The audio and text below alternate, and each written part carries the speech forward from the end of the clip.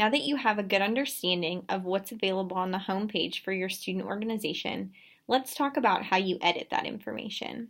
There's two ways that you can begin to edit your profile.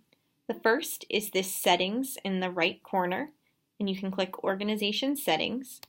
Another way that you can access the editing features is to click on Profile and scroll down, Manage Profile. As you can see, there's quite a few features that you can use to edit your organization profile. Let's start with editing general information. So we'll reopen and edit pending submission. It may also say update and renew. It will take you to this page. You can add a profile picture, which we highly recommend to make your profile a little more appealing to students, and change some of the basic information. You'll see your organization name, abbreviation, and category, as well as a description, keywords, and your website. We recommend you put as much information as possible in here so that it makes it easy for students that are interested in your organization to find you. Any keywords would be helpful, as well as a description of your organization's purpose and mission, and a website to get more information. Once you have that, you'll click Continue, and it's going to take you to the Positions feature. So as we saw on our homepage, the President, Treasurer, and Advisor show up automatically, and we could see some of the other positions that the Multicultural Greek Council had. So here we can change that information. If Jennifer maybe ends her position today, we can select an end date and add a new president. To add a new president, you'll just type in someone's name. So we'll put Rob as the president and select a start date. And then you would scroll down and click Continue.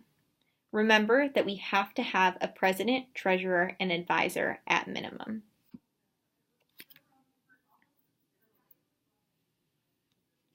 The next page we see is more information to put on the organization profile. You'll have a general club email address, some information about your social media, meeting days and times, as well as a constitution. Again, please include as much information as possible to help students navigate your page. We do require that all student organizations update their constitution annually and keep an updated copy on SonomaSync. You can upload a new copy here. You'll click Continue once all of that is complete, and then Finish when you're done. So now it takes us back to the page that we started at. To edit some of the other features on your profile, you can click on Cover Photo to change your cover photo. You can replace it or delete the photo. And something that's really nice about SonomaSync is it gives you a recommended size so that you can tell what the picture is going to look like. You can also change permissions, create a welcome message, add a custom footer, so things that will appear at the bottom of every page. You can add in links for your social media, as well as change your time zone, look at statistics of people using your organization portal, and join options. Let's talk about join options. In a later video, we'll talk about how you can add members to your organization. However, there's also a way for members to request to join your organization. So here's where you can decide how you'd like that to happen.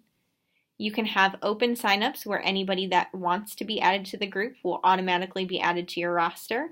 It can be invite only, meaning that no one can request to join. They have to be invited to join. You can do join by request, where people can request to join your organization on SonomaSync and an administrator will approve it, or join with password, or join with request or password. So there's a few options, and you can read the descriptions below to decide what's right for your organization, but for now we're going to keep this as join by request. Let's go back up to this Permissions tab and talk about those a little bit. Here's where you can customize who has access to the tools within your student organization portal.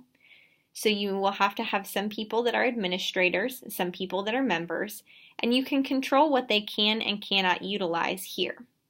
You can also control what anyone can use by enabling or disabling any of these features by using this toggle.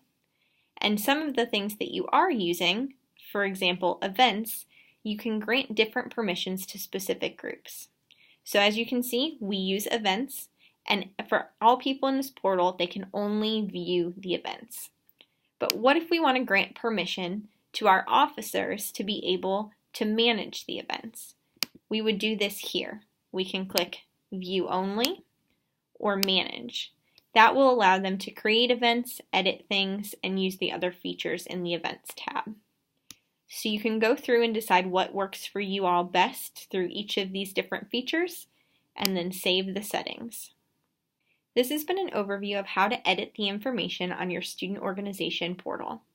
We require you to update this information once per year through the chartering process, but you can update any of this information at your convenience to make sure that your organization is staying up to date.